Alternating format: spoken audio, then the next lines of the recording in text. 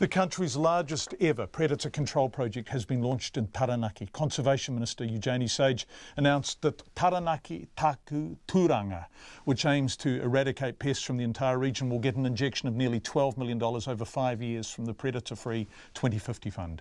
Our Taranaki Whanganui reporter Robin Martin was at the Pukeiti Rainforest Park for the announcement.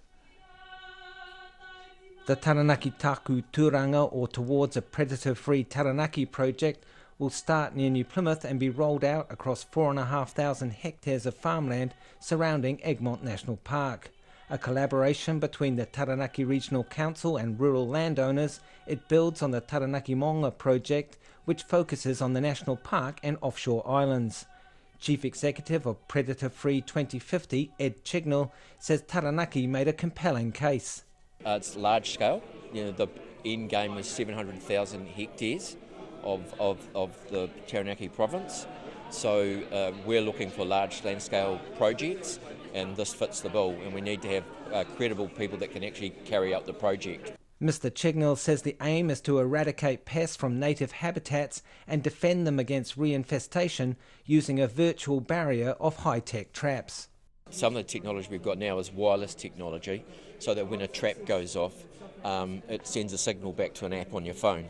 So then consequently, you only have to go to the traps that actually have got an animal that's been caught in it, and you're not having to go to every trap. So you can save about 90% of your labour time, which means you can put out a wider network.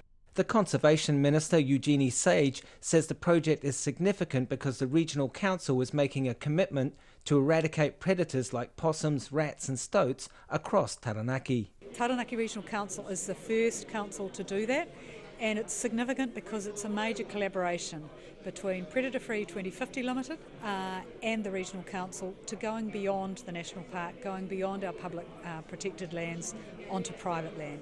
Ms Sage says 1080 will still be part of the picture. 1080 I think is being used in some of the ground control, but there's no aerial 1080 as I understand it in the Taranaki Regional Council project. But aerial 1080 is absolutely critical in our wilder, more remote areas. We can't have extensive trapping networks in our mountainous regions. The chairman of the Taranaki Regional Council, David McLeod, says $47 million will be invested in the project over the first 5 years. Mr McLeod says it's going to take a huge community effort for it to be successful.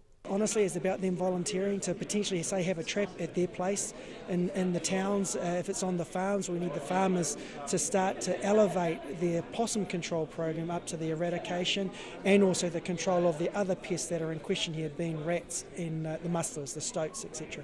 Paul Pripp is an environmental officer with the council and a foot soldier in the war on pests.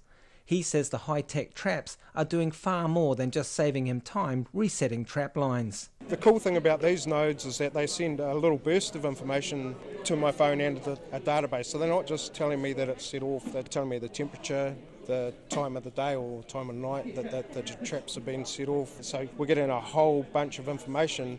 Before, all we knew was that sometime in March our trap had been set off, and we caught a rat. It's that sort of technology which has Ed Chignell confident that a Predator-Free 2050 is more than some fanciful pipe dream. I personally believe it's very credible. In the work that I do, I travel all around the country. I see design engineers, software developers. There's all sorts of people that actually write into this movement, and they're coming up with some really smart things. So I definitely have a lot of confidence that we'll be able to be predator-free by 2050. Taranaki Taku Turanga is the first successful project to receive Predator 2050 funding after it called for expressions of interest last year. It was selected ahead of 45 other projects. I Taranaki mo te hōtaka o te ahi ko Robin Martin ahau.